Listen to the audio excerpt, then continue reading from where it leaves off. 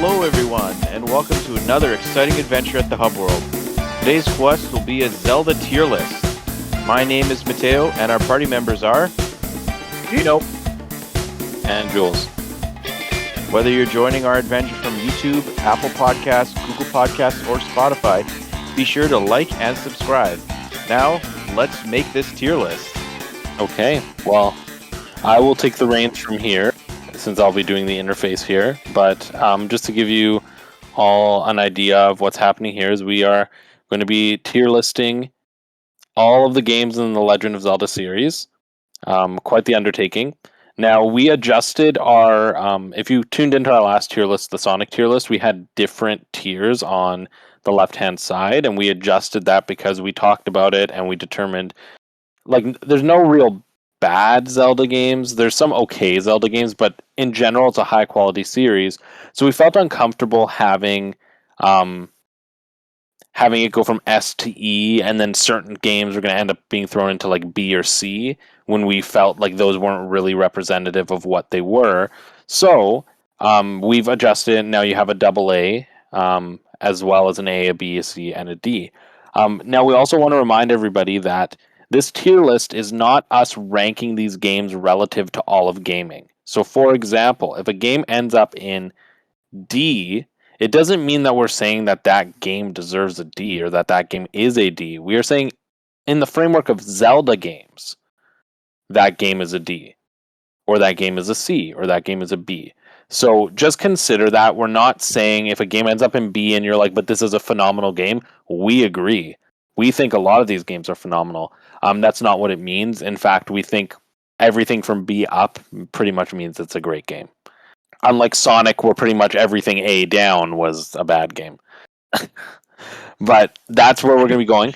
The other thing to let you know is, because there are a lot of remakes and remasters within the Zelda series, what we've decided is, instead of, figuring out how we're going to work with that, whenever we talk about a game, we're going to be talking about it in all of its forms. So, for example, when we talk about Link's Awakening, we're talking about both the remake and the original. When we talk about Ocarina of Time and Majora's Mask, we're talking about the 3D versions as well. So consider all the versions when we are talking about them as that. We're just kind of looking at them as their best versions and going from there. So I think that's enough. I think that's our rules, and we can kind of get started. Okay, we're going to go chronologically when we're tiering these games. We are comparing everything 2D and 3D. That's not really going to factor into what we're doing. But we're going to start with the very first game, The Legend of Zelda. Would anybody like to suggest where this game would go in the tier list to get us started? Or does anybody just want to talk about it?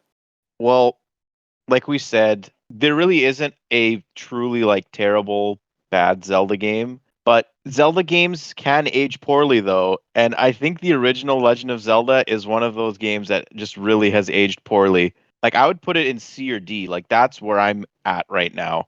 There really isn't a reason to go back and play this game, even though it's on, it's been ported a million times. It's just every time I've tried playing The Legend of Zelda, I can't. Roadblock after roadblock in that game. I'm not saying it's terrible, but I would never go and play it ever again. That's where I'm at.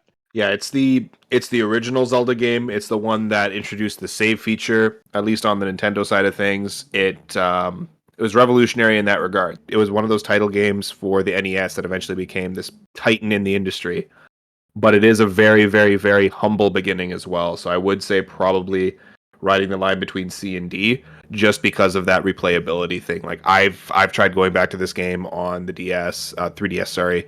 I've tried playing it on the Wii U, couldn't do it. Not for anything. I know they're good, and I know it has a lot of nostalgia for a lot of older gamers and everything, but if you didn't play it when it was the in thing, I feel like it's really tough to go back to this one.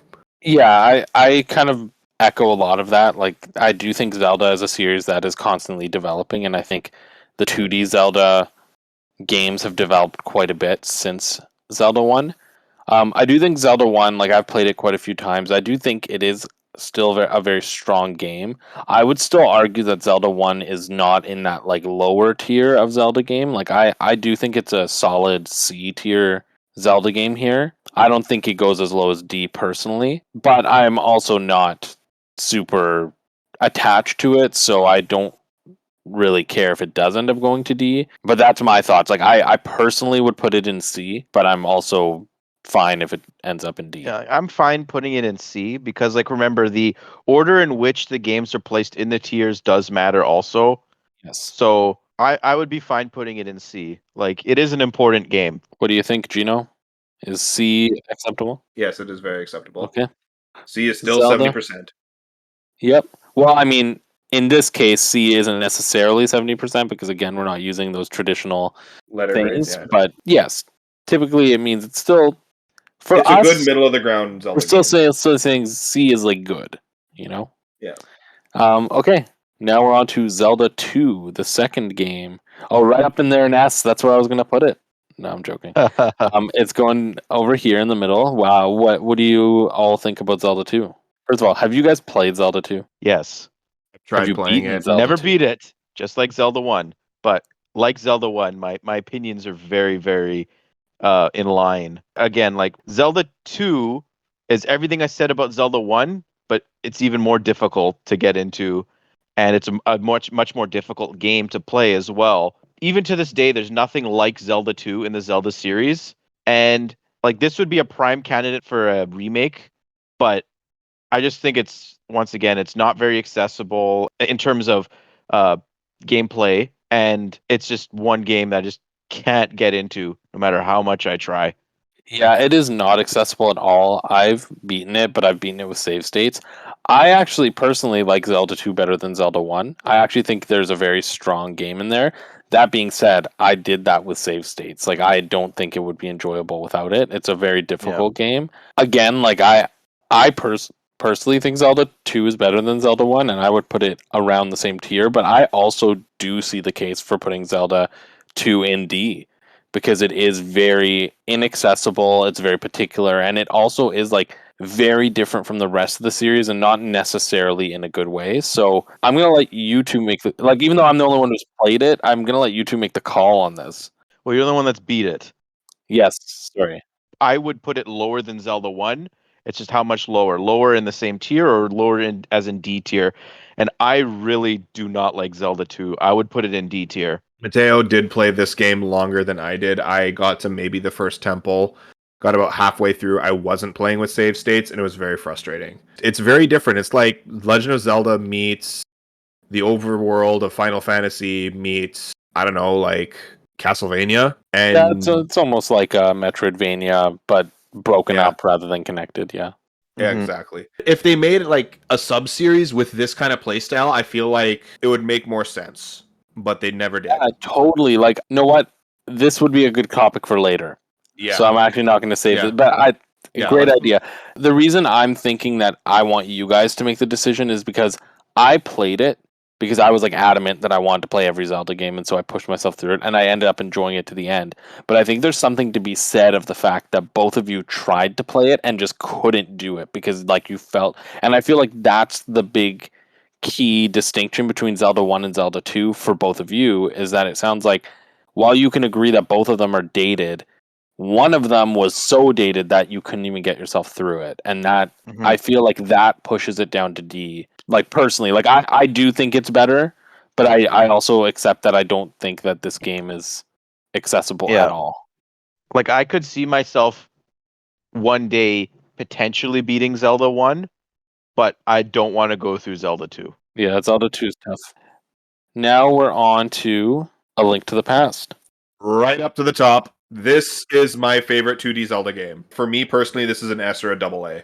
Legend of Zelda: Link to the Past is what established the formula and made it work. Yes, in my opinion. and here's what I will say to you, and I will use this as a preface because I will be saying this a lot today. I acknowledge that it established the formula, and that's great. I personally am not quantifying things based off of whether they created something. I'm basing them based off of what they are, how they hold up now, personally. And second of all, and I already kind of mentioned this to Matteo prior to us recording, but I'll say it again for our listeners right now and for you, Gino. I don't necessarily disagree with you that Link to the Past is the best 2D Zelda.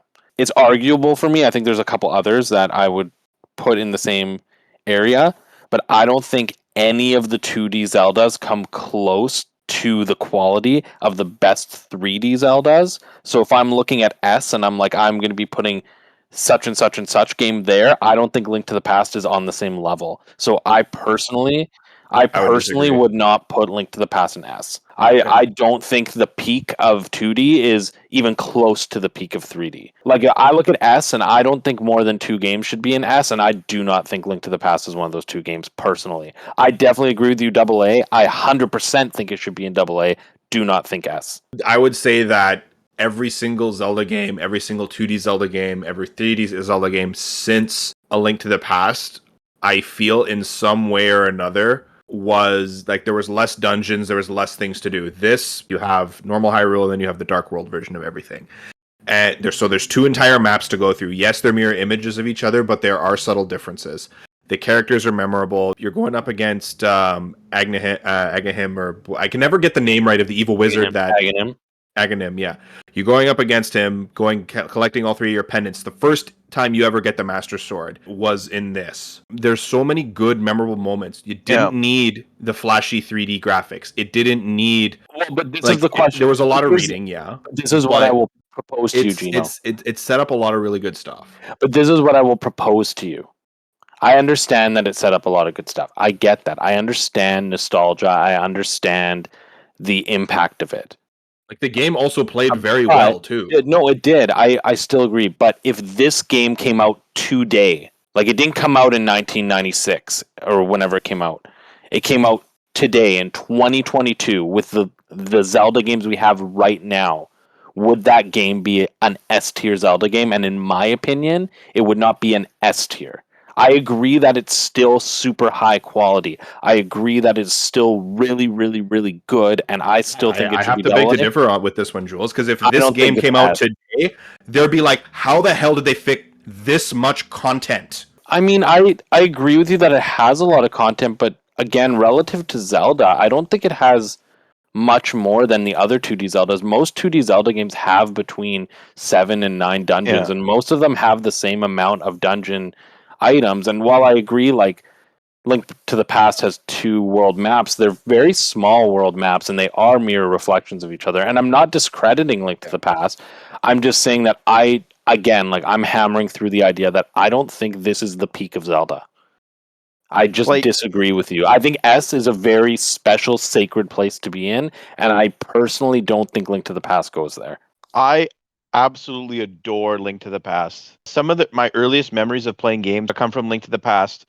The intro to that game, I think, is one of the most epic intros in any Zelda game, period. Like, the atmosphere that game builds with the rain and the music, Link's uncle dying. You're the unexpected hero that you like. I just think that's such a powerful opening. And while I agree with both of you in some regard, I also think that S should be 1, maybe 2 games.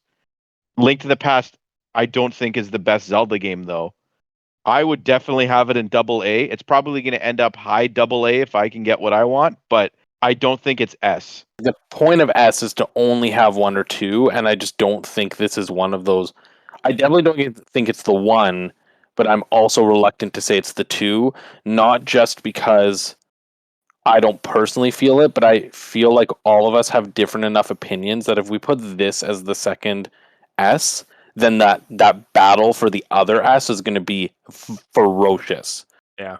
That's where I'm at with it. It's like, I don't think Link to the Past, between all 3 of us, is a game that like all of us would put in S if there's only 1 or 2 games up there. Yeah, this is why we have AA. Yeah, that's what AA is for, is to say like these are games that like could be an S but ultimately like aren't. I feel like I needed to like give A Link to the Past like the college try, right? Just to be like, this is a very, very important game, not only to the Zelda series but to the industry in general. Yes, like this is totally. like one of those like tentpole games. Like, totally. And know what? I will say this again as a precursor to things later, and I know you will know what I'm referring to, and listeners who have listened to previous podcasts who will also know what I'm referring to. I think that Link to the Past is a better example of how well an old game can age than other games in the series. Like, I think Link to the Past, of all the Zelda games, has maintained its level of quality and has aged the best, because it is still, in my opinion, if not the best 2D Zelda game, at least the top 3. And I don't think that's the case in 3D. But we will get to 3D when we get to 3D. That's just my spiel about Link to the Past. Is I do think Link to the Past is a very strong game. I just personally don't think 2D Zelda comes to the heights of 3D Zelda. Well, we have our answer, double A. Oh, Jules, you know what we should have done? We should have had triple A and make it a Triforce. Would have been smart. That would have been very interesting. I did consider AAA, but then I felt like there's not enough bad tiers, you know? Okay, Link's Awakening, which has received a remake, so we'll talk about both. Considering both, where does this game fall? I'll start this one out and just get my opinion out of the way. I think Link's Awakening is a very strong 2D Zelda game. I don't think it's near Link to the Past, so the highest I would put it is A. I would probably say this is a B tier game. Not for anything. I really like the remake of it, but it still feels like a Game Boy game. Even though the graphics and everything look really, really pretty, the dungeons are still Game Boy dungeons. It still feels like a pocket adventure. And that's not a bad thing. It's just not as grand. That's fair. Yeah, the only time I've beaten Link to the Past was when the remake came out, and I remember just feeling average on the game. Like, I didn't hate it, and I didn't think it was unreal. It was just a Zelda game I had never played before that I needed to cross off the list. And I think if we're talking about what is a good Zelda game, I think of Link to the Past. Link to the Past is a good Zelda game, so I would put it in B. I feel really close to what Gino was saying. Even though it should be, like, it's on the Switch, it still feels like it's held back by the Game Boy. I agree with you both. I like A is the highest I'd put it. I think there's a case to put it in A, but I do also agree that B is probably more accurate for this game. So B, there you go. Link's Awakening, our first B tier game. Now, I think, honestly, this A tier, I think that's going to be the hardest one to put games in there, because I feel like most of us, like the games that go in A, are going to be games we want in double A, and that's going to be tough. But anyway, speaking of games that people want higher than they might go, the very controversial on the hub world, the Ocarina of Time. It shouldn't be controversial. I'm not going to start. We don't want to go down that road. Well, we're going to go down that road. That road is unavoidable at this point, but This is how I look at it, okay? I'm of the belief there should only be one game in S tier at this point, because I think I've already 40 chessed how this is going to work out. I think Ocarina of Time should be double A. If we're basing this on what if this game came out today and how would it be received by fans and critics and what have you, you have to look at Ocarina of Time, even on the 3DS version of Ocarina of Time, which I believe is the definitive version of the game. The gameplay of Ocarina of Time has not aged the best, but I think characters, the world, and the narrative, the, like, all of that, I still think is like in the top tier of Zelda games. But you have to play this game, right? The gameplay is arguably the most important factor in any video game, but for a new player that's never played a 3D Zelda game, it's going to be really sluggish and jarring coming off of recent games in the series. yeah. And I think you've put it very well, Matteo, and I'm glad that you spoke first. If I'm being honest, I believe all of the 3D Zelda games are like the highest of quality. That is my bias within Zelda. I love Ocarina of Time, despite what you've heard me say about Ocarina of Time in past episodes, and that's because really, like, I guess for me, it's like I look at the 3D Zelda games as like, these are all my children. I don't really like picking favorites, and I dislike when I hear like that one is like clearly better than others in certain capacities. I believe that gameplay has always gotten better, but like my opinions on Ocarina of Time have always been like, I always felt like I needed to defend the thing that was being compared to it, because that's the one that never had a voice. But if I'm being genuinely honest, I love Ocarina of Time. It was my first Zelda game. It's still one of my favorite Zelda games. And I agree with you, Matteo. It has aged very, very well, to the point that, like, I think it's probably the best it has aged the best of any game from that generation. Period. Well, Banjo-Kazooie, I think, is aged better than Ocarina of Time. But other than that, I'll give you that. We'll put them in the same tier there. But I think you can make the case that it's aged best out of a lot of games, like to the point where like when you brought in Ocarina of Time 3D, you didn't really need to go back and like adjust the gameplay. You just needed to make it look better. Yeah, the textures were the only thing that needed work. Yeah, exactly. Right. So And the iron boots needed to become an item. yeah, and I definitely do think it's quality, and it's still very high quality. But I just agree with you, Matteo, in the sense that like S is going to be one, maybe two, and the reality is Ocarina of Time probably isn't in that tier for me. Realistically, it's going to go into double A, unless you guys like really make a good case, and I do agree that it's going to go into S, but ultimately, like even with it in double A, I don't know the other games in double A. Like even like if we do put it in double A, I'm already conflicted. I'm like, does it go before or after Link to the Past? Because there are too many good Zelda games. Yeah. And it's so tough. And it's like very tough. So when all of the games are good and all of the games have quality, it's like, what do you use as a metric? And for me, like my metric will always be like, okay, which one like today, if you actually like looked at them, every single Zelda game came out today, like which one would you play and be like, wow, this is the one that has the most to offer? Like trying to remove the nostalgia piece or like the sign of the times piece. Yeah. And I do think that Ocarina of Time does have a layer of that. Even though it's aged very well, you can only age so well. It is one of those games that's very difficult to remove from the nostalgia of everything, because like this game was everything for like 3-4 years. Even when the sequel came out, this was still the one that you people would go and buy, I feel, because for the same price tag, you're getting twice as much game.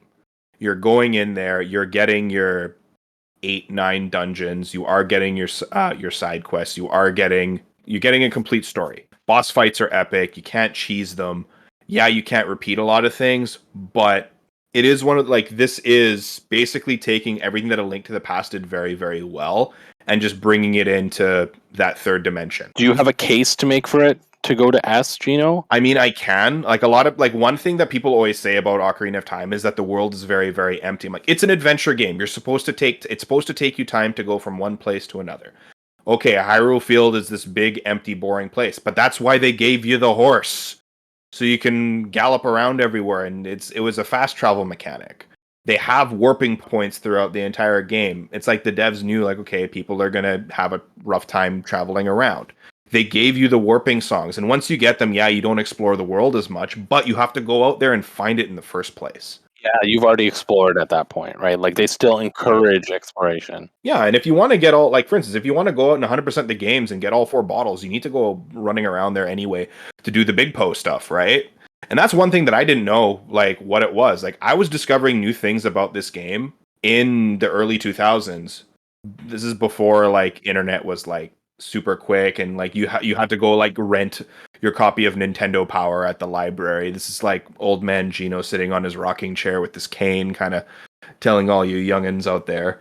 We were still looking for the Triforce in this game. You would never get that in the real world because like some kid on the playground said that it was in there and you have to go behind the waterfall, and like it was a legend. Like nostalgia does factor into that, but like yes, that is very fair. It's tough to separate that.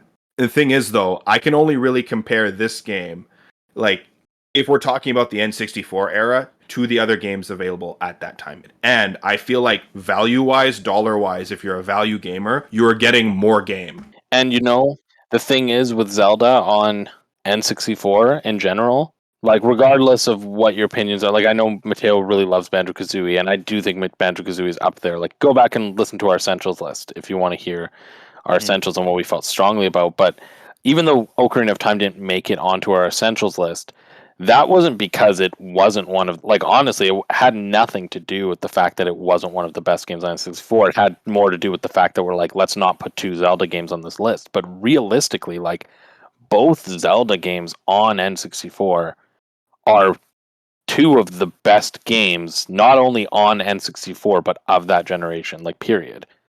alongside quite a number of others. And that's the thing with Zelda is it's a series that oftentimes, as many of you who have listened to a lot of our podcasts know, Zelda was almost always on our essentials list as we went through the different Nintendo systems. And so like Zelda is consistently quality.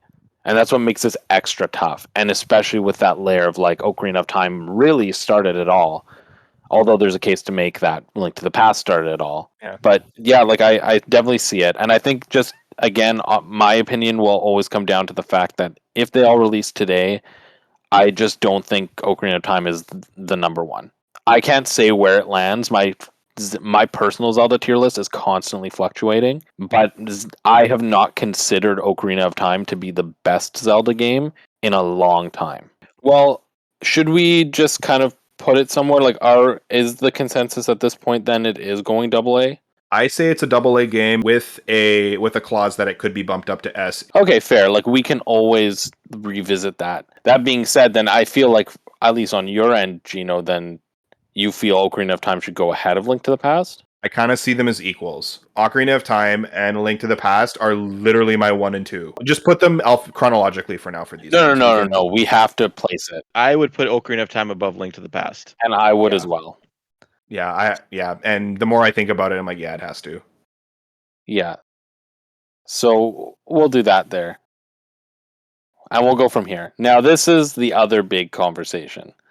This is the part 2 of the conversation. I mean, and this conversation will continue throughout the tier list. And throughout the rest of the episodes. And for the rest of the existence of the hub world. In our bloodbath of an N64 Essentials, I sat there and I defended Majora's Mask against Ocarina of Time very heavily, with the fundamental position that Majora's Mask was more essential to N64 because it was more of a unique Zelda experience, and therefore somebody who's played a Zelda would get a fresher experience playing something like Majora's Mask over Ocarina of Time. That was my position. Now, in terms of my personal preference, for a long time, actually, not always, but for at least the last decade, I have viewed Ocarina of Time and Majora's Mask as so fundamentally equal that I typically see them as very close to each other on all of my lists of games. But that being said, like I said, Ocarina of Time does hold a special place in my heart, and it is one of my favorite games, and I don't have that same attachment to Majora's Mask, even though I feel like it is a very, very good game. I still think Majora's Mask needs to be in AA, but on this list, I don't think Majora's Mask is beating Ocarina of Time, personally. And I know where you two stand on that. So the question, I guess, for both of you is, will Majora's Mask go into AA? The thing is, though, at least for the hub world side of things, this is kind of like a look behind the mask, pun kind of intended for me. Majora's Mask is the reason why Adriano and I are friends. This is the game that we would talk about all the time when we were in elementary school. But when we found out that we also played Ocarina of Time, it quickly became, you're an even better person, let's play that. And like that's fair because it is so drastically different, and like it is not what the typical person would want out of Zelda, and I still don't think it's necessarily different in quality. I just think it's different in approach, but that approach doesn't work for everybody, right? It's not so much for the Nintendo's traditional target audience. This came out in 2000. What other games were coming out around that time? Perfect Dark and Bad Fur Day. A lot of the more Nintendo mature fans that had grown up on the N64, like the little screaming kid, Nintendo 64 is probably like 8 or 9 in 1995, 96. 4 or 5 years later, they're 12, 13. They want something darker. They want something more grown up, more edgy.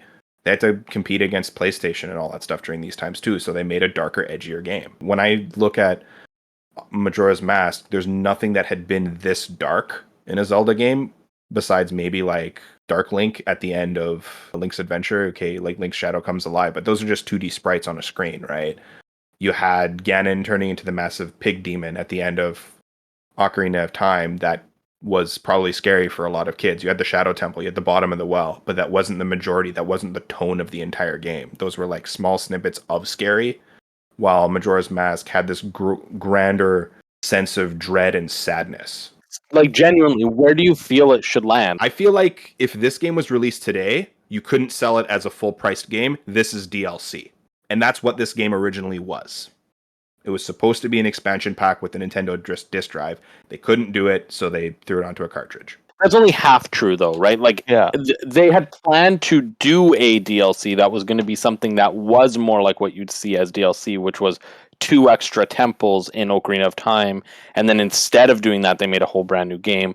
I personally, like, while I don't necessarily disagree with you about the comparison of DLC, I do not see DLCs that have this much content in our day today. The way I look at Ocarina of Time versus Majora's Mask versus Link to the Past, because these 3 games are the only games in that AA range right now. Gameplay criticisms people have with Ocarina of Time, if they don't have those with Majora's Mask, then they're hypocrites, because the gameplay in those games are the exact same. No, agreed. They're the exact same. When it comes to Majora's Mask, my issues with the game lie with the story, the level designs, and all of that. And I would not even dare compare the level design and the story of Majora's Mask with Ocarina of Time. I think Ocarina of Time completely blows it out of the water. Link to the Past is such a complete package. Ocarina of Time's story and that has higher highs than Link to the Past. That's why I rank Ocarina of Time higher. But Majora's Mask doesn't even come close to Link to the Past, in the sense that Link to the Past feels like a complete game. I don't feel myself wanting more out of that experience. Majora's Mask, I feel myself wanting more out of that game. I beat it once on the 3DS, and I just could never get into it on N64. Like, I pushed myself through Majora's Mask on 3DS, and it was a slog. Don't get me wrong, I see what people see in Majora's Mask, but it's very hard to not drudge up the same arguments I made for the Essentials that we ended up losing. But you're allowed to make those arguments because, again, this is a different list. Like, there's a different goal. Yeah, I don't think Majora's Mask would be received well today in its current state. I don't. It just like Ocarina of Time, but and even Link to the Past potentially. But I don't see them. I don't see Majora's Mask even on the same level as those 2 games. I cannot. It's just, I could never put myself to do something like that. It would be A, because I know Zelda fans. I am a Zelda fan. I see the way the community feels about this game.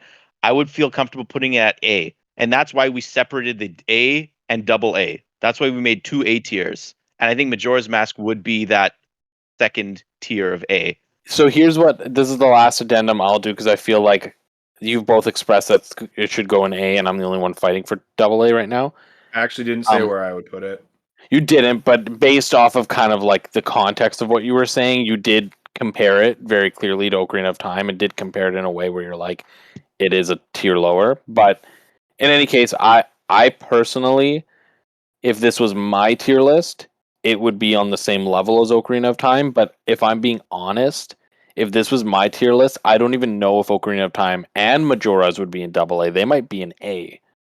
So realistically, like, this tier list is a representation of all of our thoughts, and just like I thought Zelda 2 should go a bit higher, I can acknowledge the fact that I believe that Ocarina of Time and Majora's Mask are closer in terms of quality than is represented by this list. For me, they would probably be in the same tier and probably right next to each other, but at the end of the day, this is not my list. I personally think it's double A, but they're not on the same level. I think out of like just for my own nostalgia, because I am nostalgic for all 3 of these games, I have other issues, but we don't have enough time to talk about them here. I don't know. I can't decide.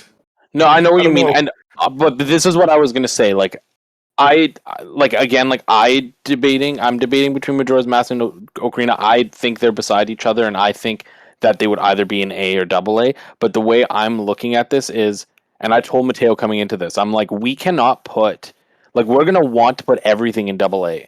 And the reality is we can't. This list will be a joke if everything goes into double A, and I can already see this. I can already look at this. I'm like, if we put Majora's Mask in AA right now, everything's going to go in AA. And so I truly believe that even though maybe I would have put it in AA on my own list, and that's a big maybe because it would have been next to Ocarina and they might have both been an A. I just don't want to put Majora's Mask in AA because I don't want it to take up a slot of something that I feel should be in there. Yeah. So that's where I'm at. It's like I love Majora's Mask, but I'm happy saying it's an A. Like an A is a solid game. It is an excellent game. But it's and like I don't necessarily agree with this Ocarina and Majora's being on different tiers, but this isn't my list. This is our list. And two of you believe that it should be significantly higher for Ocarina, so that's fine. No, coming to think of it as well, Jules, thinking of some of the games that are coming up also, maybe we should actually shuffle these two down and then maybe later on put them back up, or depending on whatever else is there. Nope, they've been placed. Yeah, and there was a strong case made for Ocarina to be in AA, so that's why I'm keeping it there. Right? Yeah. So, anyway, hopefully, though, Ocarina of Majora's Mask talk is also kind of finished now, and we'll kind of blaze through the next few. Do we want to do these next ones at the same time? I think we should. I was actually going to say that. Let's do them at the same time. So there's Oracle of Ages and Oracle of Seasons. These will not go together. They are different games. I mean, they could go together, but we're not saying they are going to go together. But we'll do them at the same time. I will start with this one. Adriano will hate me for saying this. Oracle of Ages is my favorite 2D Zelda game. Oracle of Seasons is my least favorite 2D Zelda game. I think Oracle of Seasons is terrible. I think the dungeon design is awful. I think it is unimaginative. I don't like the idea of the 4 seasons. Like the world isn't different enough between the 4 seasons, and it's such a slog to have to like always figure out, okay, like what season do I go into now to figure this out? Like it was too much. Whereas Oracle of Ages was perfect. It was 2 different worlds. The narrative was very interesting. It was compelling. The dungeon design was fantastic. The dungeon items were great. So that's where I'm standing. I don't know where I want to put them, but I'm of the opinion that Oracle of Ages is significantly higher up than Oracle of Seasons. At least 1 tier higher. I completely agree.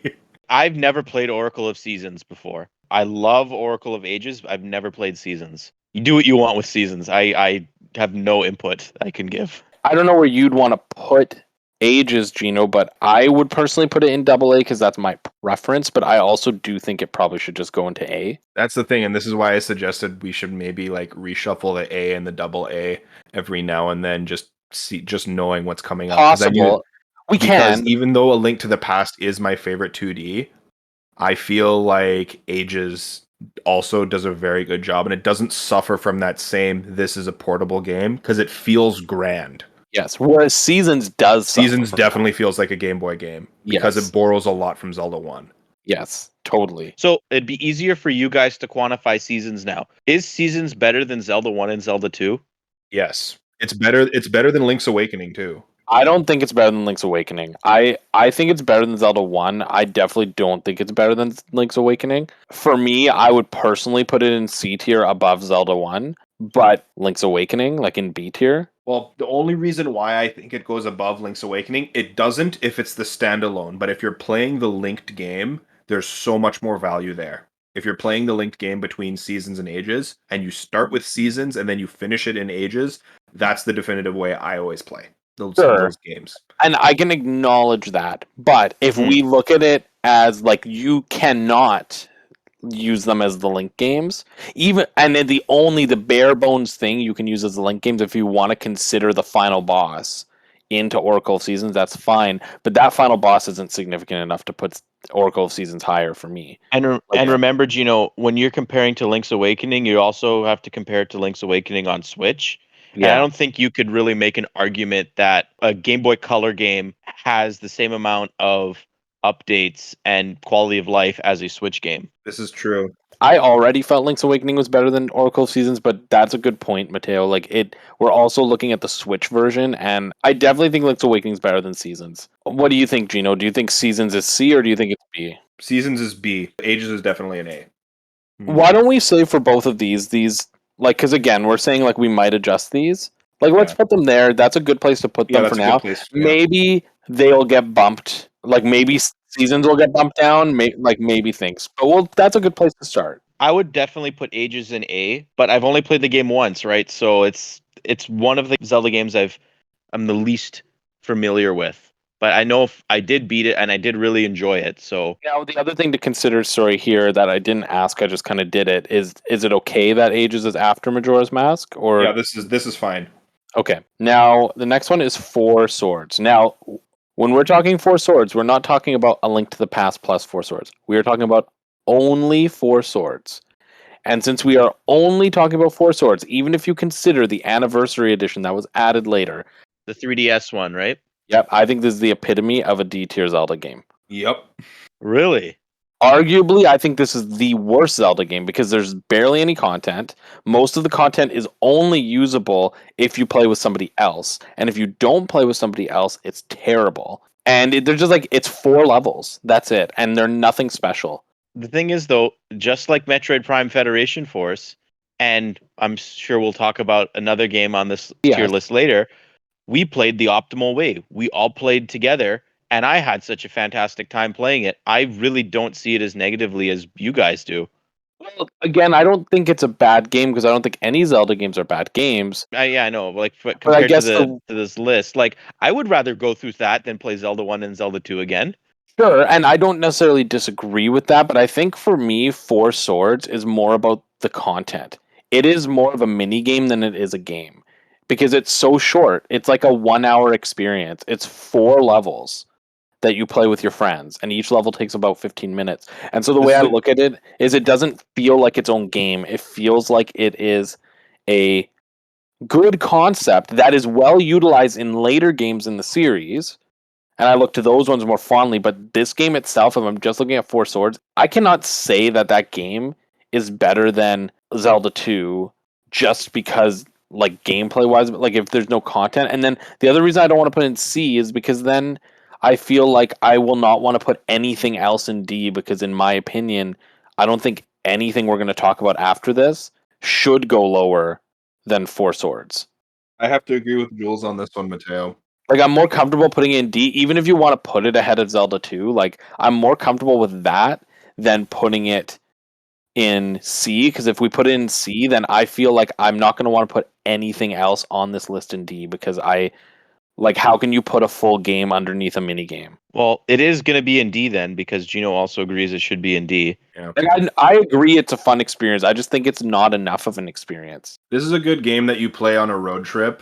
Someone else is driving, and you and a friend, or you and like your sibling play in the car on the way to something. Yeah, that's the thing. Is like, again, like, I think the concept was good, and I think that's why they reused it later and made some really strong games with it. I just think that it was like no content, and there's a reason it was Fair packaged enough. with Link to the Past, right? Mm-hmm. Like, arguably, we could have omitted this game. That's how little content is on it. So then D, are we putting it before or after Zelda 2? It doesn't really matter. They're pretty equal. You can put it below. Okay, we'll just keep it there. And this conversation will come up very soon, but this is the next one, which is Wind Waker, which I think this one might be easier than some of the other ones. We're starting at AA with Wind Waker. Like, there's no way it'd be below AA. Agreed. Yeah.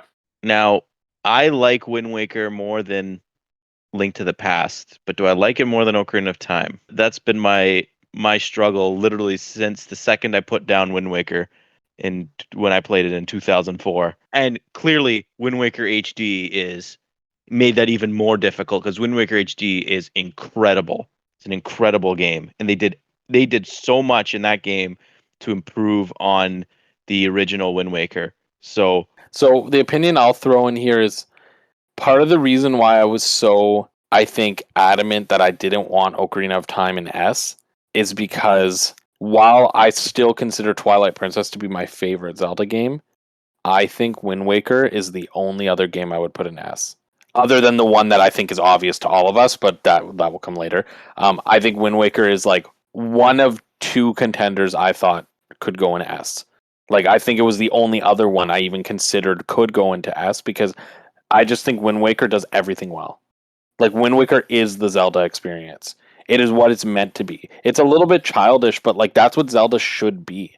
Like, I think what ultimately makes Ocarina of Time a strong game is this feeling of like you're this young kid going out on this big adventure and you're like growing and learning and coming of age. And like that's what Wind Waker is. And Wind Waker is, I think, the only other Zelda game to emulate that feeling. And the dungeon design is incredible. The characters are really fun. The art style has aged better than any Zelda game's art style. And like it created this new, refreshing take on Zelda that was also so deeply connected to its history. And I don't think Mhm. many Zelda games have accomplished that blend of like being fresh and new while also paying like deep homage to its Yeah. past. And even with the fact that Wind Waker is a quote unquote incomplete game, it never feels incomplete in my opinion. It feels like a fully immersed and Yeah. enriched experience. And I personally think while it might not go into S, I would be definitely pushing for it to go ahead of Ocarina personally. I agree with almost everything you said. But this is the thing, though. I think every Zelda game has its strengths and weaknesses. Like Wind Waker is better than Ocarina of Time with its gameplay and like musically. I think both games are equal. Visually, Wind Waker is aged better, especially with Wind Waker HD. And like dungeon design, I would give the edge to Ocarina of Time. But the thing is, if you look at what we currently have given to us, both of these games in their peak state. So Wind Waker HD versus Ocarina of Time 3D. Wind Waker HD did so much more to refine that game than Ocarina of Time 3D did. And Yeah. for that reason, I would put Wind Waker over Ocarina of Time. Whether it's an S tier or not, that's a separate conversation. But I am with you with putting it above Ocarina of Time. I'm actually surprised. But Gino, what are your thoughts? That's what Matteo from today says. Next week, I might say And something that's the thing different. with Zelda. Zelda, I feel like our opinions The constantly Zelda change. cycle is a real thing, It people. is, totally. So Wind Waker built upon Ocarina of Time in such a very strong way, including like even in like the Temple of the Master Sword, you actually see like stained glass art of all of the Ocarina of Time sages. You see them talking about the hero that went away. The town themes are practically the same. You know about the Koroks, they're the descendants of the Kokiri. There's a lot of like Gorons and stuff are floating around all over the place. Like this game really felt like a sequel in a connected world, not an alternate dimension or wandering around the afterlife or anything like that, right? It really felt like a sequel. The combat was fluid, the animations were great, the facial expressions, the world was complete, but everything felt really far away because of that damn boat. but then we got the Swift Sail. And then the Swift Sail broke everything. You could just use the Swift Sail to point whatever way you wanted. But Gino, this is my thing though. Who cares? Exactly. It's one of those things where who cares, right? Like I do get it, Right? but like everything was still too far away and the fast travel points weren't really in the most convenient places where you needed them to be. They were all kind of clustered in that one area where the main story stuff happens. And then you have this one blob of the map that has no fast travel stuff anywhere nearby, and it was such a pain in the ass to get there. Until Wind Waker HD. I do agree with you, Matteo, that like right now I'm feeling Wind Waker. Wind Waker has I'm time. going to go ahead and I'm going to start putting it there then because it sounds like all of us are feeling Wind Waker is here. It's a very complete package. Do we want to make the case for the S? Not yet. Okay. I think personally, and like I know we're gonna give the other games the chance, but before the Legend of Zelda series got redefined, one could make the most complete argument about Wind Waker being the most consistent 3D Zelda game prior Yeah. to 2017. I agree with you. And I think what I love about Wind Waker 2 is that Wind Waker is like such a comeback kid because it was like everybody was like Down on crapping it. on that game. And then the Yeah. second it came out, it was just Yeah. praised and it has never stopped. Like, I think Wind Waker is one of the few games. Like, I definitely hear criticisms of Wind Waker, but I think less so than any other 3D Zelda game, to be honest. Yeah, nowadays. Wind Waker being the way it is the reason why I want the series to kind of not evolve even more. If Nintendo could make a game like Wind Waker in terms of the consistency of the game, and yeah, maybe add a dungeon or two more, I think that could be the formula to make a perfect Zelda game. Like, because like the story, yes, is very linear in Wind Waker, but I like linear Zelda games. And having an art style that is timeless, because the Zelda series could now evolve into three branches, having three pillars of types of Zelda games. I think for that classic linear Zelda game now, Wind Waker is the blueprint to go by, especially after Wind Waker HD. So like I think I would be comfortable with it in S tier if everyone else is. If not, I understand it could stay in double A. We can revisit things after a little bit. I really don't think we'll put any of the other comparable Zelda games above Wind Waker. Let's see, because I agree with Gino that maybe like what we need to do is like have these conversations all in double A and then decide which like once we know which ones are placed where, then decide which ones are higher enough. and move up, right? Okay, so now we're going to return to our Four Swords conversation with Four Swords Adventure. Now, I think this game did the Four Swords concept much better. Like, I think this is a stronger Four Swords game, personally. Yeah. I'd like to start with this one because I really, really like this game. Mm-hmm. I've played it single player multiple times. I've played it multiplayer multiple times. I've even played it with all four like GameCube controller adapters to like and Game Boy Advances. Like I've played this game in almost like every single way it could be played, and visually, I think it's actually quite good as well. Like the graphics wise, for a GameCube game, it's pretty good. The pixel art's fantastic. Like that being said, I would put it probably at the top of B tier. Really? Yeah, I'd put it at the top of B tier because once again, it is a shorter game. It's the furthest a multiplayer Zelda can go with the concept. I really believe that. Really? And Interesting. I'd put it at the top of B. Before, I'm just going to, the one thing I'll say is like, I've only played this game single player. And that's what I appreciate about Four Swords Adventure is that I think more so than any of the multiplayer Zeldas, this one is the only one that can be properly enjoyed by yourself. But that's the only experience I've had, and I'm sure the experience is much more enriching when you play it multiplayer. And all Yeah. I'm going to say is I personally agree with B tier.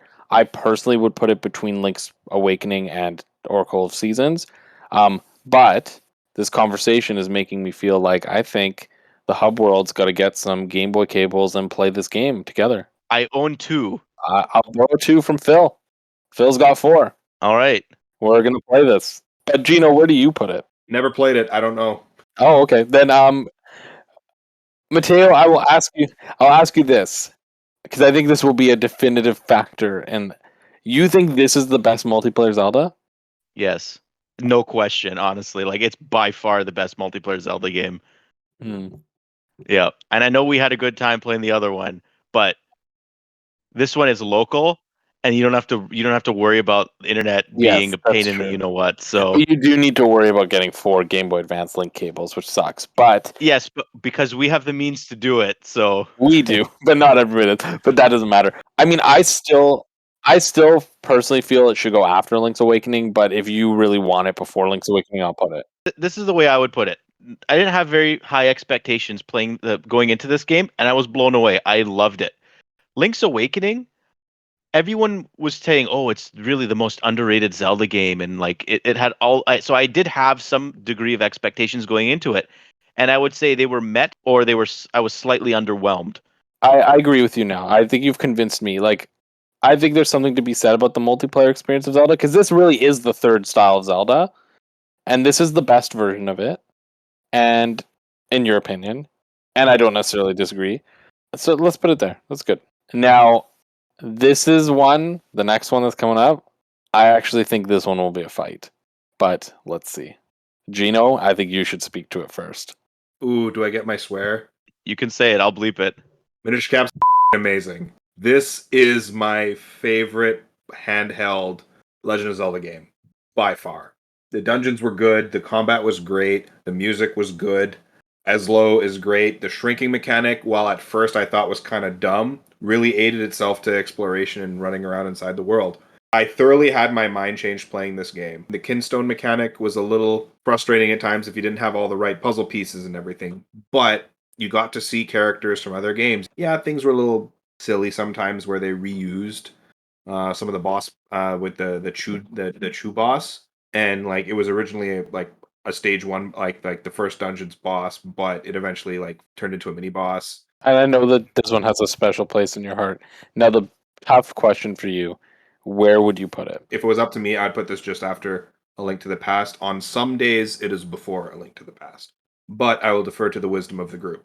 I'll be honest, Minish Cap. And the reason I was gonna say that this one's a fight is because I know, Gino, it's one of your favorite Zelda games, and I just think it's middle of the pack. Like that's just how I've always felt about it. I actually really like Minish Cap. Like I think Minish Cap has one of the coolest like concepts, and I love the art style. I think some of the characters are really funny, but in terms of like the actual dungeons and like the game, I actually for the 2D games, I always felt like it was very middle of the pack. But that being said, even though I feel that way, I am not necessarily adamant about it going where I want it to go. Like I don't feel so strongly that it absolutely is a middle of the pack game. That's just how I feel toward it. Like I Yeah. do think it can go higher than I feel. The thing that really pushes Minish Cap is the creativity in the world and the items. I love the Gust Jar and the Mole Mitts and the cape. Like I love that. That is valid. But the game needed more dungeons. The fact like Minish Cap had what, 4 or 5 dungeons? I think it was 5 or 6. Regardless, if memory serves me correct, Oracles and Link's Awakening had more dungeons than Minish Cap did. They did. So to me, that's a knock against it. And they weren't really that memorable. Most of my pleasant memories of Minish Cap come with just screwing around with the items in the overworld. And I love the sprite art in that game. It's incredible. Like they really did a good job translating the Wind Waker style to a portable. And like that is really awesome. Like I love that. I love Eslo. Eslo's one of my favorite companions in Zelda. But for me, I wouldn't put it in double A. It's an A or B game for me. It's not between A and B. If there was another tier, that's where I would put it. Yeah. For sure, I think it's better than Link's Awakening. Yeah. But is it better than Oracle of Ages? That's exactly what I think. Like that's exactly my question is like I believe it's fundamentally better than Link's Awakening. I actually think if I were to put it in B right now, I would put it at the top of B. But I also feel if I were to put it in A right now, I would put it at the bottom of A. But I also know Yeah. how much Gino likes it, and I'm not so tied to Oracle of Ages that I'm like it shouldn't go before Oracle of Ages. So like really I'm in I'm the same open boat. I'm not tied to Majora's Mask either. So like put it at the top of A for all I care. I don't know. I personally feel like it shouldn't go ahead of Majora's Mask, but I am like definitely against putting it in double A. Like I wouldn't yeah, go that high. I don't think it goes this high. I wouldn't dare put it there either, Yeah. even though like coming back to it again, like they did such a good job with Vati, literally turning him from like the amorphous eye monster into an actual like likable and relatable character. And know what? Like And they never that's revisited him after that, and I never understood why. well, because his story was done, right? Like they really just like kind of told his story through 3 games. This was his origin story. Yeah, and like what I really do think about Minish Cap is like it is so unique. Matteo put it very well. Like when I look at the games that are in A, like I personally don't think it's on the caliber of the 2 games I see in A. Personally, for me, but when I put it against the games in B, I also don't. I think it's better than all 3 of those games. Like Yeah, but it could be at the bottom of A, Jules. That's okay. This is why I have the hat, Oh, okay, because I am the fan. This is why I have the hat. okay, there you go. You have the hat because Adriano bought it for you. And That's I why you originally have the didn't hat. want it, and now it's my favorite thing ever. That hat will be mine. Let it be known on the hub world that Gino has an Ezlo hat, and once he passes to the next life, that Ezlo hat will be mine. It'll be mine. Well, there you go. The most expensive Zelda game of the core Zelda games, sitting in my room right now in a pristine box, goes at the end of A. Okay. Now I think this one's going to be another tough one. At least it's going to be very tough for me. But Twilight Princess. Twilight Princess is my favorite Zelda game. Even now, I love Twilight Princess. I think it's a very quality game. I can acknowledge that in many ways it's not as good as Wind Waker, and it's not as good as maybe like one other game in the series. I still think it's in the top 3 best Zeldas in my opinion. I think it has so much good to it. I think there's such a great cast of characters. I love the tone. I love the dungeon design and the bosses. Like I think I think the best dungeon and the best boss come from this game. So like there's a lot about Twilight Princess that is so high that I feel even though it does have lows, the lows are I don't think they're that low, and I think that they're very outdone by their highs. And I think all the Zelda games have lows, to be fair. For me, this game is between Wind Waker and Ocarina of Time in AA. If I'm looking at quality and not favoritism, that's where I would put it. I will leave it to both of you to share your thoughts. Twilight Princess, for me, like one of the most anticipated games of my life is Twilight Princess. Like literally one of the most hype moments in video game history was Nintendo showing this game at E3 2004 and Miyamoto coming out on the stage with the Master Sword and the Hylian shield. Like you cannot top that. And trailer after trailer for Twilight Princess was like they were so hype, and like this game was an event, and it was probably, even to this day, I think it was probably the most hype I've ever been for a Zelda game.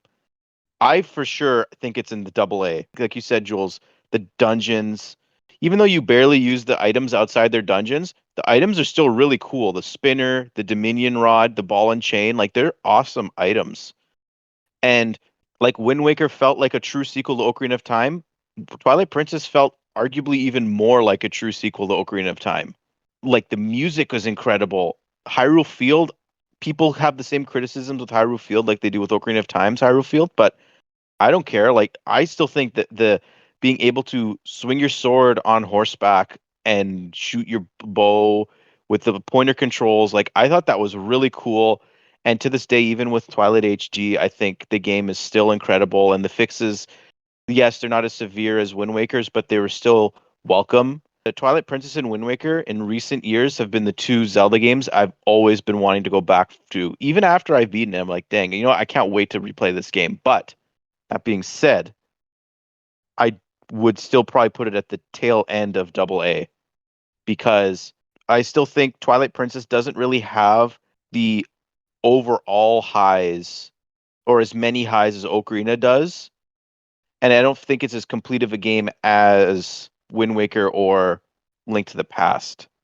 But I still think it deserves the recognition of being in the AA tier. For me, I'm siding a little more with Jules's placement on this one here, just because I feel like Ocarina of Time, while it does a good job of doing everything it did, every game after it was trying to recapture what Ocarina of Time did. Nintendo saw a lot of the backlash and everything they got from Wind Waker looking like a cartoon. We have hindsight now to know that they didn't need to worry about that, but I'm very sure this is why they went to that darker, more edgy kind of tone for Twilight. Wolf Link combat, it was neat. Was it what I expected or what I wanted? No, it wasn't compelling. I switched to Wolf Link so I wouldn't have to somersault across the field because he just ran faster. And then once you unlocked the fast travel, there was like a million fast travel points in that game. You could go literally anywhere you wanted. I feel like the sword combat was better, albeit my only complete playthrough of Twilight Princess was on the Wii, but it was memorable. The boss in the desert, the spinner boss, Star Lord, great fight. But for every Star Lord, you have Yetta. Yetta was a fantastic boss battle. No, that entire the Frost Mansion I found was probably one of like the most like thoughtful, insightful dungeons. I just didn't like that boss. But like, this is the only game where you can run around inside of a house making soup for an abominable snowman as he's trying to remember where his wife is. Like, it's just such a bizarre concept, but it works. And that's why I feel like the level design in this one at least is a little bit more memorable. It brought back the fishing mini game. It did everything that Ocarina of Time did right, and then added a little bit more. So for me, I think this one also will have to edge out Ocarina. I'm fine with that because, like, even when you were talking, Gino, I was just thinking, no, maybe I should put it higher because, like, Twilight Link is the coolest Link. He's got the best design, in my opinion, with like the chainmail underneath, and he does the Double claw coolest shots. sword. Come on, that was my idea. The sword taunts, like that was so awesome. Magnetic iron boots, right? That's so cool. Like, just there's so many things in Twilight Princess, very very small subtle things. And I'm like, if Ocarina of Time were to come out today, it would be Twilight Princess. Yeah, totally. The final boss against Ganon wasn't the best, but dang, was that like the atmosphere? Like, it was cool. Yeah, exactly. One-on-one sword fight. Like, that's that's like a top Zelda moment in my opinion. Like that's And like really in all honesty, like the boss battle itself wasn't designed poorly. It's just in general, I think Twilight yeah. Princess's whole deal was it was just too easy. That's why we have Ganon mode. Yep. You And put it on was hero fun. mode and use the Ganon amiibo where everything does quad damage. But the biggest thing though that I forgot about and that we didn't even mention was Midna. Midna is Top tier character. yeah, she's incredible. And that alone, I think, is one of the most compelling reasons to play Twilight Princess is her and her characterization. And You have her, but you also have Collins, so it's also like you got the highs, but you got the lows, you know? I And you also have honestly, their version of the Water I didn't Temple, which even wasn't that great. no, but the moment of Link stabbing Morpheel's eye is cool. See, Yeah. like that's the thing. Like for everything you could say is not that great about Twilight Princess, I can think of something like, you know what, but though that the one thing they did here was really cool. Like right now, I really want to play it, and yet I'm like, I know Nintendo's got a version of that coming out on Switch. Like it's gonna happen. So the same with Wind Waker. Like those are the only reasons I'm not going back to play these games right now because I know they're coming soon to Switch, and I will pay full price to play those games again. Put Twilight up there. Like I agree, you can put Okay. Twilight, Ocarina, Wind Waker. Like they're all the same in my opinion. So Okay, so Twilight is going to take that slot beside Wind Waker then. See, we're not just blind Ocarina fans. It's true. Now one we can all agree on. yep. Sorry, Joe. Phantom Hourglass. Yeah, I'm very In sorry, Joe. advance. In advance. I'm very sorry. This is a D tier Zelda game. Yep. Yep.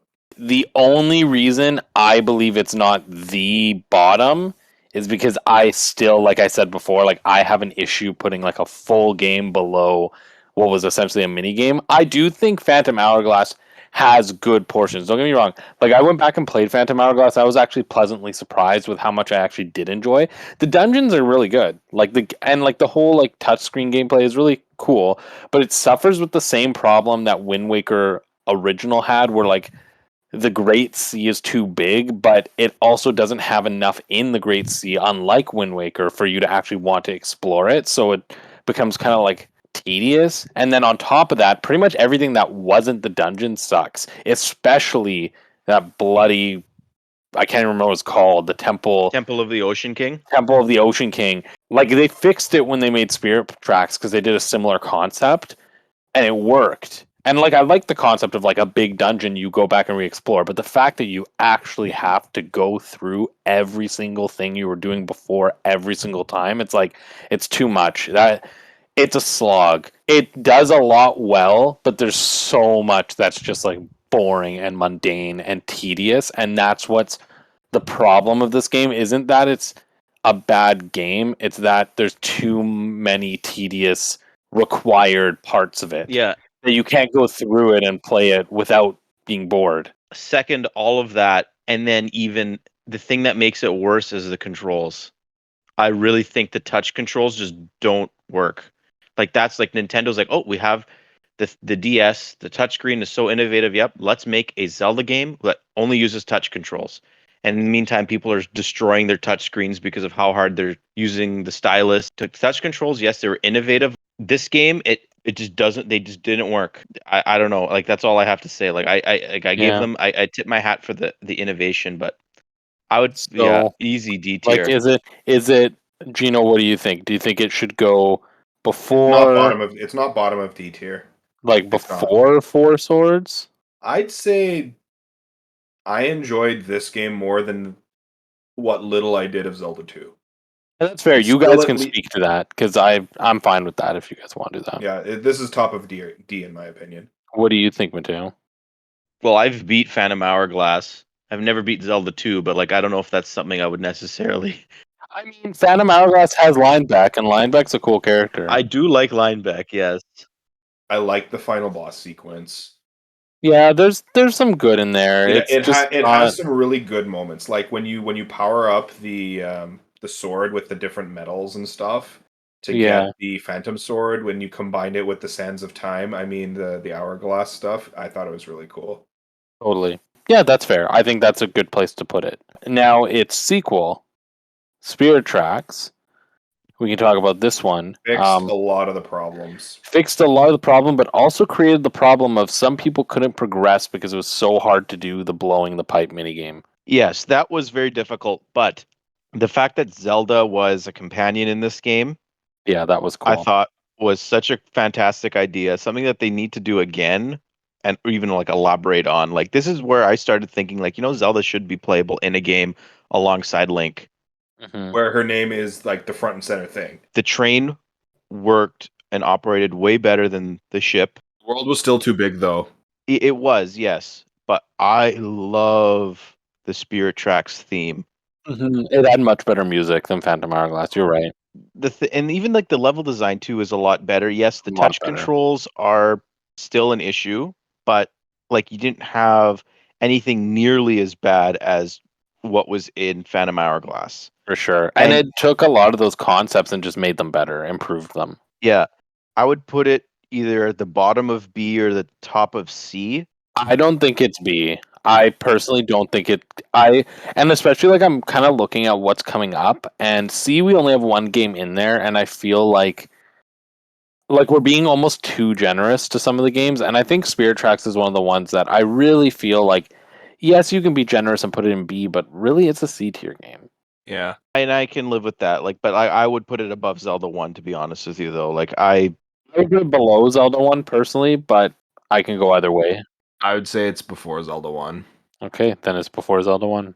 like everything below Spirit Tracks, and I can guarantee this is going to be the case. Everything below Spirit Tracks on our final list will be the games I just have no motivation to ever play again. That is my threshold. It and everything above it are things I would play again. Everything below Spirit Tracks is like I would just never touch again. Yeah, So that's valid. To the most recently remade Zelda game, Skyward Sword. I'll let one of you guys start. I'm going to start it off with this. I loved the way that this game played. It felt very easy though.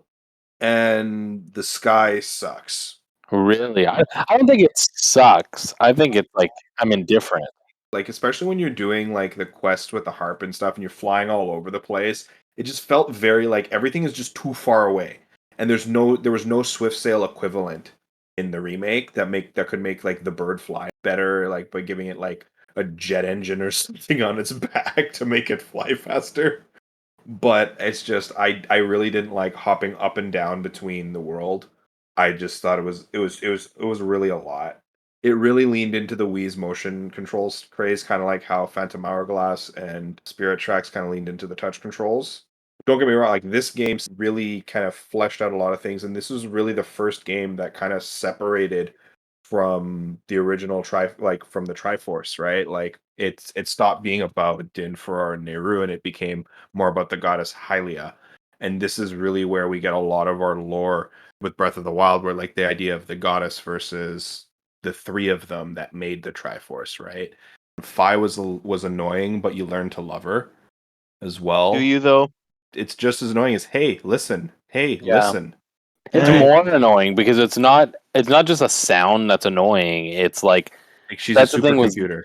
well, it's not even the character. Like Navi was annoying for the fact that like her sound bites were annoying. What was annoying about Fi was the fact that she was intrusive. Like you had to like constantly stop gameplay for her to tell you to do something. Whereas Navi didn't do that. She'd be like, hey, listen," but you could choose to ignore. Fi doesn't even ask you to listen. Fi's just like, "You're listening now. Here's a wall of text." But that rant aside, I want to say some positives about Skyward. Upon playing Skyward HD, I realized how much I love this game. This game is actually phenomenal. I think Skyward has some of the best dungeon design in the entire series, like hands down. But I acknowledge that with that also comes the kind of I agree with everything you said about above Sky. I wouldn't call it bad. I wouldn't say it sucks, but I would definitely say it breaks the pacing of the game. And there are other aspects of the game, such as the motion controls, that like also kind of like mess up the way dungeon items are supposed to work because all the puzzles, rather than being based around dungeon items, they're based around motion controls, which is hit or miss. I think Skyward Sword's phenomenal, but I think it's an A tier game. hmm It's one of the most difficult games for me to place because I adore just as many things as I dislike about this game. I adore the soundtrack. But like Gino, I do not like the Loftwing gameplay, and I don't like essentially anything in the sky outside of Skyloft. Like Skyloft is a fantastic town, a fantastic home base essentially, but everything outside of Skyloft in the sky is boring in my opinion. The cast of characters is among the best cast of characters, the supporting characters, Fi aside, in any Zelda game. But Mhm. I hate having to fight the imprisoned 3 or 4 times, whatever it Yeah, was. yeah. And then also the fact that you revisit the same areas below the sky. And the fact that those areas are not connected also is something I don't like. But the dungeon design is incredible in that game. And yeah, the items are creative, but I felt like there's not enough. But the item crafting is and like leveling up is really good. So like there's a step forward and a step back, literally with almost anything in Skyward Sword. And I agree, it is an A tier game. But the thing is, I personally would put it at the top of A tier because I believe the story of Skyward Sword is arguably the greatest story in any Zelda game. I agree. I second that. I actually think Skyward Sword is the The best story. relationships between Link and Zelda and Impa and Groose even like are phenomenal. I Yeah. love the origin of the Zelda cycle, how it's told, because Skyward Sword is the first game chronologically in the entire series. It's the foundation for the new lore too, right? Like it's The first Zelda game with with an orchestrated soundtrack, like the brilliance of just the Ballad of the Goddess being Zelda's lullaby backwards. yeah, and I think like the thing about Skyward that is like consistent about it, and I think that's why it's aged really well, is that I think this is the case of more so than almost all the Zelda games. Even if you don't like the design of Skyward Sword, like fundamentally, yes, there's design choices people won't like. People won't like the motion controls. They won't like the fact that you go fight some bosses over and over again. They won't like the fact that there's not a connected like gameplay wise. There's some issues there, but I feel like even if you don't like the design, you can appreciate the fact that Skyward Sword more so than any other game in the series has the entire heart and soul of the Zelda team put into it. It is the highest effort game I think they have. Like there is so much life put into that game. Even if you don't like the design, the fact is they intentionally designed everything they did. They didn't cut corners for this game. They didn't cut content. They didn't like try to reproduce content. Like this game was their vision and the only idea they had that they cut was having a massive open world, and that was because of the limitations of the tech. But ultimately, like this game, I still go back and play it. I'm like, wow, like it's masterfully crafted. Like it's such a fantastic game that I wish people would look past the fact that they don't like motion controls or that they wanted an open world to see the brilliance. Because like when people say Skyward Sword is bad, I'm just like, it's not. It's like it's not a bad game. But I do think it is a tier lower than the other ones because some of the things they tried didn't work. But I agree. Like I think the story is what pushes it to the top of A. Yeah.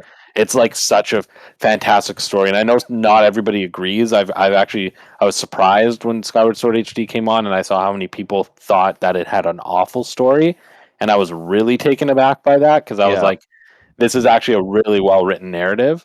There's like the Uh-huh. characters are more developed in this game than in any other game. Like the core cast is very developed. There's a lot of like emotional moments that hit hard. There's like a lot of good lore pieces in there. There are twists too, right? Like Zelda doesn't have a lot of twists typically, but this one like had like the simplest twists of all time. Like I remember my jaw dropped when Girahim at the very end of the game when he like revives Demise and he says like welcome back master and they like red bold master and then he turns into the sword. My jaw dropped because I'm like that was in front of our faces the whole game in terms from his design being comparable to Fi's to the way he referred to Demise, the way Fi refers to Link. I'm like this is crazy. Like It's so well done. it's very well done. Yeah, I agree it should be top of I have one thing though about Girahim. Girahim shouldn't have turned into a sword. He should have turned into the trident. maybe, but Demise isn't Ganon. But yeah, top of A for Skyward. Is that what I we're doing? agree. All right. Okay, I'm top good of with it. that. Next game, Link Between Worlds. This one was fun. Would I ever play it again? Probably not. Really? Yeah, I'm honestly, Matteo, like you had kind of told me beforehand how you had said the only two 2D Zeldas you felt like were like up high were Link Between Worlds and Link to the Past, and I had said like I only half agree with you, and the half agree was Link to the Past. Like I don't think Link Between Worlds is anything special. Like I think it's good. I don't even think it's close to Link to the Past. To me, it's the third best 2D Zelda because I like Oracle of Ages better. I think it's better than Minish. But I also think there's an argument to be made that it goes below Minish. Like I think I it's don't know. definitely in the double AA range, but I personally don't think it's double A. Like I personally wouldn't compare Link Between Worlds to the 3D Zelda games at all. I wouldn't put it in the double A tier, especially based on our criteria for what should be in double A. I wouldn't put it in double A. For sure, I would put it in A. But the thing is, I just love the puzzle solving in Link Between Worlds, the whole going onto the wall, the 2D mechanic, as people call it, whatever. I thought that's brilliant. And it's one of the few games on 3DS I played with the 3D slider on because it worked so well.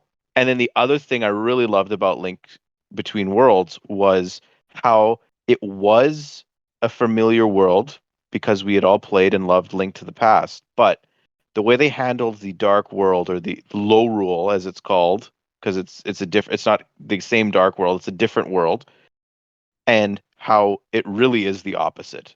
The way it portrays the characters is the opposite. All of that, I thought that was brilliant.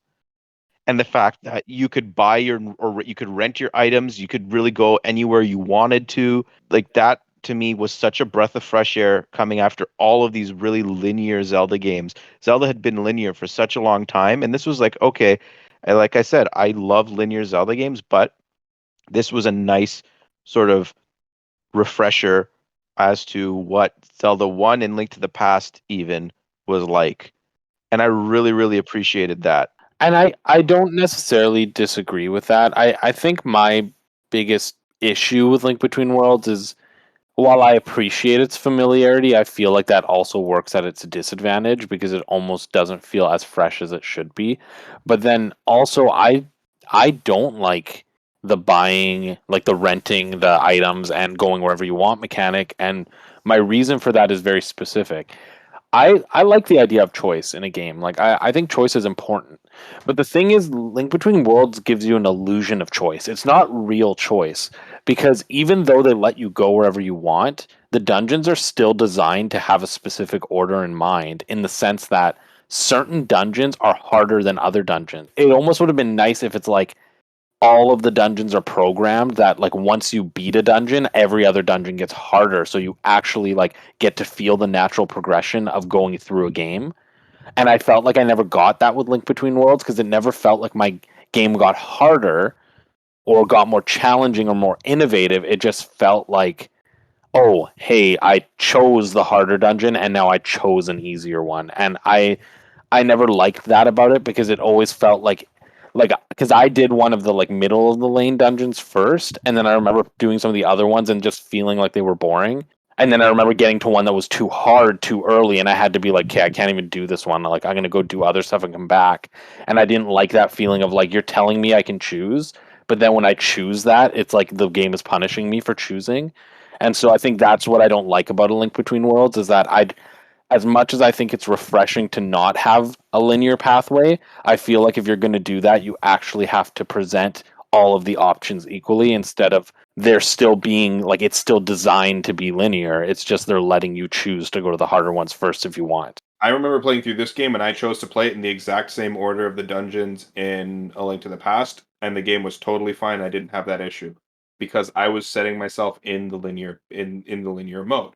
Like, okay, I'm gonna go do the Eastern Palace first. Okay, now I'm gonna go to the desert. Okay, I'm gonna go to the tower now. And then when you do the Dark World dungeons, sorry, the Low World dungeons, I did it in the exact same order of the way that the crystals were supposed to be done, and there was no issue. I didn't have to think. But that being said, I thought this game entirely was too easy.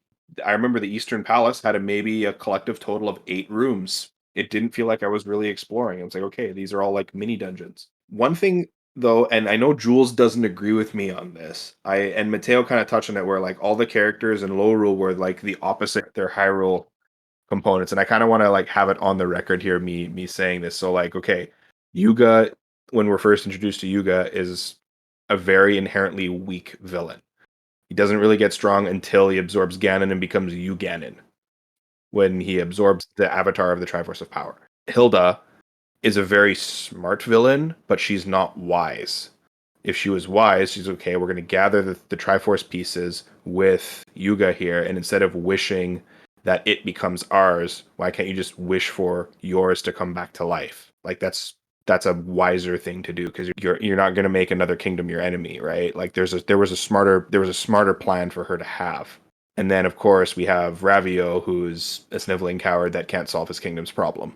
Yeah. And convinces somebody else to do it for him because he's afraid. And I don't necessarily disagree with that, by the way. I was just kind of being difficult the other night when we talked about it. But like, there are lots of things to appreciate about Link Between Worlds, and that's why I can still solidly say I think it's an A tier Zelda game. I just don't I'd think say it's this is double B. A. I'd say it's Really? B just because I'd never go back to it. Like I played it, I enjoyed it. Would I ever play it again? No. But here's a question for you. This is what I'll ask you. Look at the games in B and look at the games in A. Mhm. Do you think it fits more with like Link's Awakening and Oracle of Seasons than it does with Oracle of Ages and Minish Cap? Yeah. Really? See, I think I would be more inclined to put it in B if Oracle of Seasons wasn't there. But if Oracle of Seasons is in B, there's no way Link Between Worlds should be I think there. honestly, the longer we're on this list, Jules, the more I think that Seasons has to go down to Seasons. Yeah, No? I do too. I actually do. But we can do that after. But I honestly think that this is a B tier game.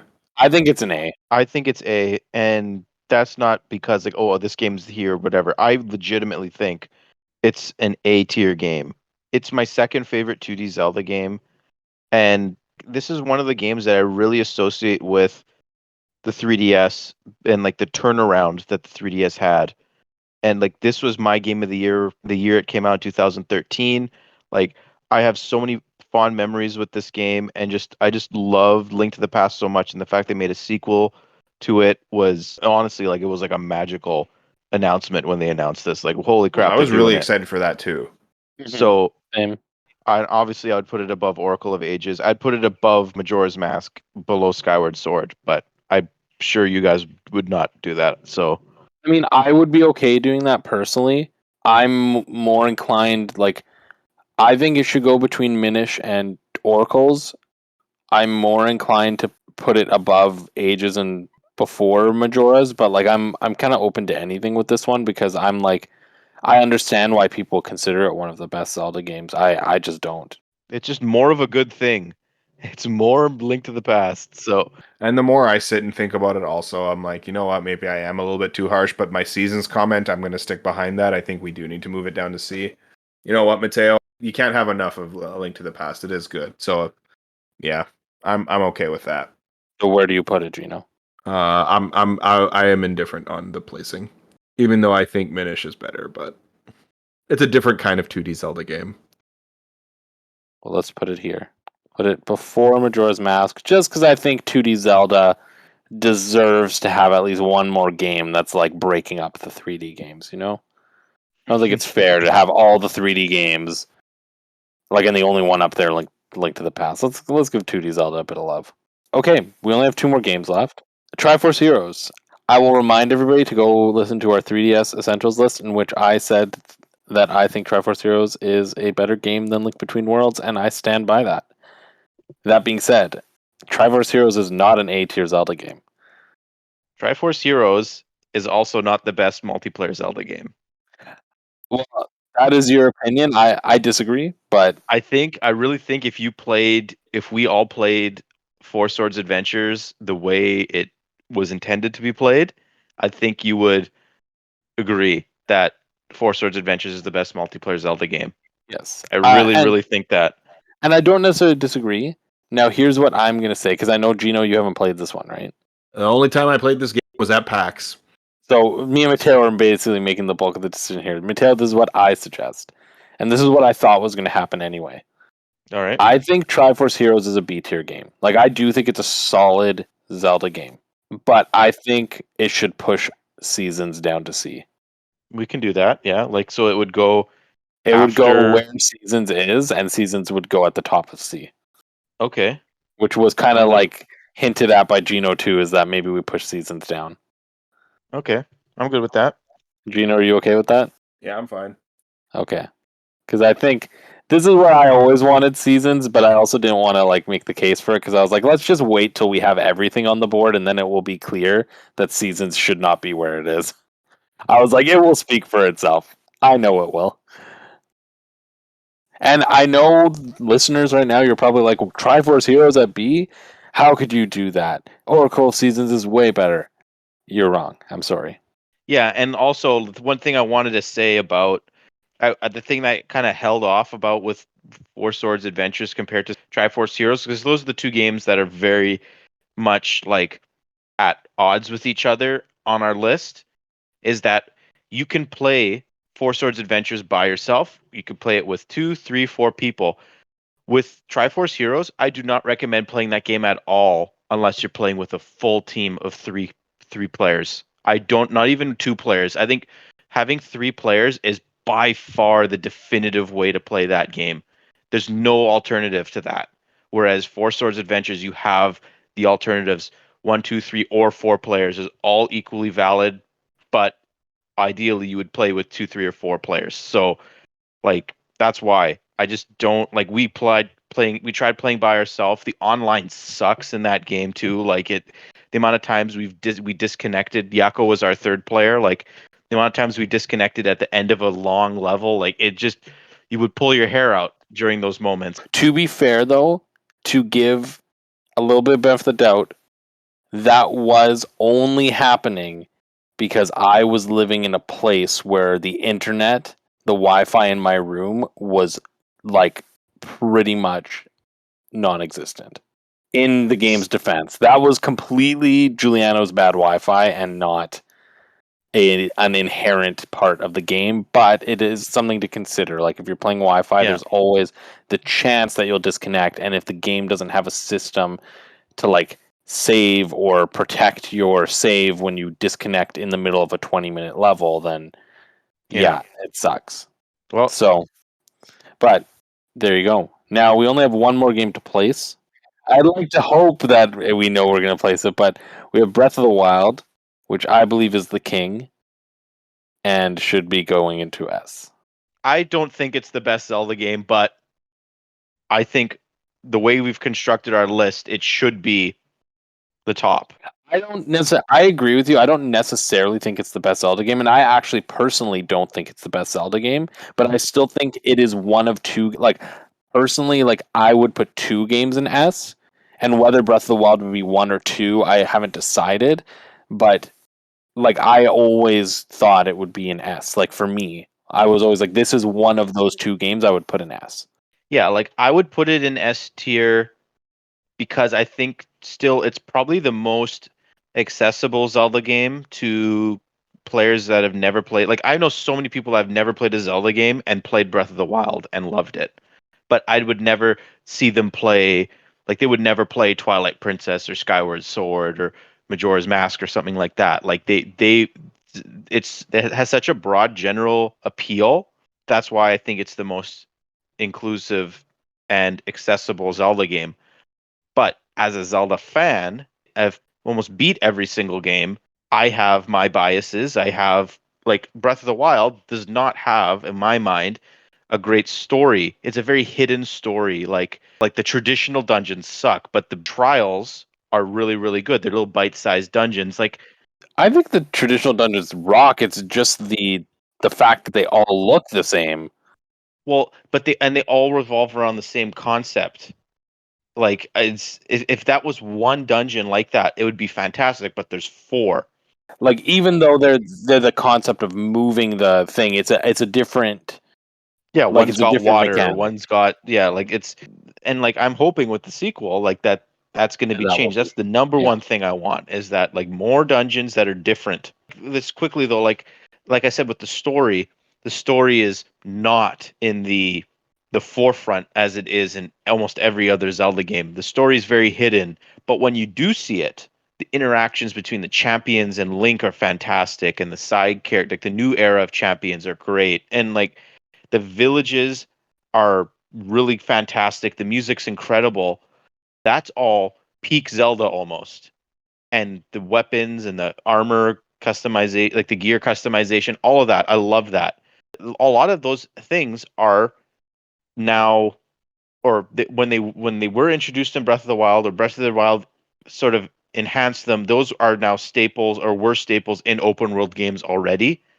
So like if you've played an Assassin's Creed game, or if you've played The Witcher, I know like they're not exactly the same, but the elements are very similar. So there you have at least some sort of familiarity with how this game will be played. Matteo and you both said it very, very well. This is an S tier game, even though, like, as a traditional Zelda fan, I wasn't a big fan of the dungeons. That's my big thing. Item choice, I find also, like, there was no hook shot. Like, you didn't have your goofy, wacky items like a Dominion rod. Like, okay, you had your ice, fire, lightning rods, you had your boomerangs, you had the hammers and the clubs and all that Yeah, stuff. but Your you had those at swords. the expense of your sword, right? Exactly. It wasn't an additive Mhm. thing. I wasn't a big fan of everything breaking all the time. I wish there was something that you could do to, like, okay, you have a favorite weapon. Just say, I really like using the really big two-hand boomerang. I really like that. I wish there was something that I could do. Find a blacksmith somewhere, give it diamond ore, and have it permanently in my inventory. That'd have been Yeah. great.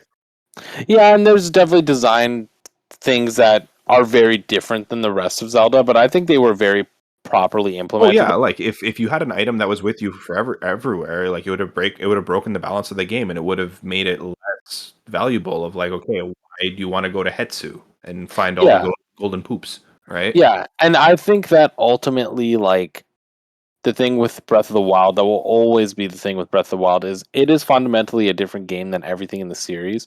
And while I love yeah, it. like it sucks that like some things that we love, like some of the dungeon items like Claw Shot and all that stuff aren't there. What is the equivalent of the dungeon items, which are the runes, are like way more dynamic than anything we've ever experienced in Zelda. Like the variety of ways in which you can use the dungeon items equivalent in this game is like Yeah. leagues and leagues and leagues and And even leagues the way the beyond. world interacts with said runes, right? Like, and that's the thing is like they opted for this idea of like let's have fewer quote unquote dungeon items and make them like significantly important to every aspect of this environment. And what it was designed to do, it does like exceptional. And then there's last thing I wanted to say about it is that the truly special thing about Breath of the Wild is the fact that your playthrough of that game will be different than every future playthrough you have. It'll be different than anyone else's path through the game. Like that will be every time you play that game, it'll be a different experience. You can choose to go straight to Ganon. You can choose to do all the trials. You can do half of them. You can do whatever. You can go to one place before the other. It, like we said, how like you were saying, like linked between worlds really isn't that type of experience. Breath of the Wild is in every sense of the word. Like it is truly open. While I love that concept of like your playthrough is truly your own, I do think that makes it difficult to go back and replay it because it's very Yeah. hard to emulate what you did prior. But that's also not necessarily a bad thing. Like that can also be a good thing. Either way, it's here, and we've Yeah. decided it's going at S. So I feel like we should just have the last conversation before we solidify this list of is it the only game in S? Or are we bumping up Wind Waker, which is the top of our double A, to be an S with it? And if we are, then it's the discussion of which one goes first. But bumping up, in terms of bumping up, I believe Wind Waker should be an S. That is my opinion. I am in favor of bumping Wind Waker up to S. But I think if we're bumping Wind Waker up to S, this needs to be unanimous. I would bump it up to S purely on the basis that Wind Waker HD came out and that is the version you play. Because I think if it's regular Wind Waker, I would not put it in S. But Wind Waker HD did such a good job of refining that game. That's the reason why I would have it in S. I would agree with that also because I feel like Wind Waker is the peak of the traditional 3D Zelda. You get your dungeons, you get your linear story, you get your 10 hours experience done. Breath of the Wild, very much like Skyrim, very much like The Witcher, very much like another Like open modern traditional open Assassin's world. Creed. Yeah. Yeah, Yeah, totally. you could spend thousands of hours and not even scratch the surface. But now we should do the other important thing, which is Breath of the Wild number one, or is Wind Waker number one? For me, Breath of the Wild is one just because I'm a sucker for those open world games and I love them. Like I just finished playing Horizon Forbidden West and that was fantastic. That's fair. As like a snobby sort of like elitist Zelda fan, I would, and like people looking at this be like, "Oh, you're putting Breath of the Wild at number one, obviously, whatever." I feel like at one hand I discredit that type of rhetoric, but like on the other hand, I feel like Wind Waker should be number one, but I mean, like I said, we constructed this list in a certain way, and I feel like it would kind of go against how we've sort of classified other games and their placement on here if we didn't put Breath of the Wild as the highest. At the end of the day, it's not really like a there's not like a mountain of difference between these two. It's like it's like a hairline still probably, but it doesn't really matter at the end of the day. Like I don't really care. Like they're both incredible games. You should play both of them.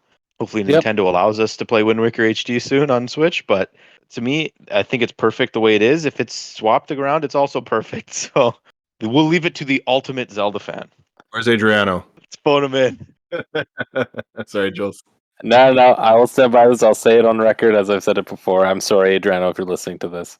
I respect you as a Zelda fan. I do, and I don't want to like say that Zelda fandom is quantifiable. But in terms of Gino always telling me that Adriano is a bigger Zelda fan than me, the one argument I can make is Adriano has not played every Zelda game, as we have Adriano's discovered played this Legend of year. Zelda Ocarina of Time for 20 years. And the fact that he hasn't played Spirit Tracks, while we have established it as a C tier game, it is in the bottom 5 of Zelda. That in itself, to me, gives me the ultimate Zelda fan title. And with that power that you have bestowed upon me, and I am basing this off of one fundamental thing because I think both of you guys are right. Like this is a hairline. In fact, I think the top 3 there for me are like any 3 of those could be my top Zelda game at any point in time. This is based purely on one thing, which is if I were to go play one of these games right now, which one would I play? And it will always be Wind Waker because I don't think I'm capable of replaying Breath of the Wild. That's always going to be the detractor of Breath of the Wild for me is I will never be able to properly re-experience that game. And so as more and more and more and more time goes on, it's going to be harder and harder and harder and harder for me to justify it because then I'm less arguing for the game and more arguing for my experience with the game, which is what at my core I have an issue with when people argue Ocarina is the best game is I feel like they're arguing for the experience they had in 1998, not for what they're experiencing now. And Wind Waker, every single time I've played it, I feel the exact same way about it. And in fact, a lot of the time when I play it, it's better than I remember.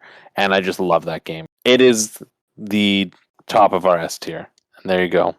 This went a lot better than I thought it would go. It definitely went a lot better than I thought it did as it would as well. And I'm actually very satisfied with this list. Like looking at it, I'm like, it's not perfect by any means, and it's not my personal Zelda list, but it definitely resembles it enough that I feel comfortable with it.